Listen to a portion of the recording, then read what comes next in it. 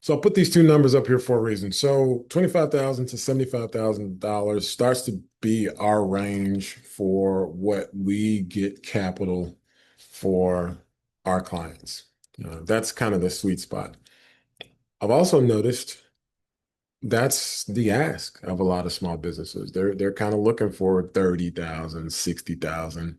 So that's kind of the range as well. So I think our approach, and even these 25 items that we're going to talk about, kind of puts you square in the middle of this piece here, of this range. So if you're looking for more than that, even $76,000, business credit cards might not be your best approach. And this is kind of, what we're going to zero in today.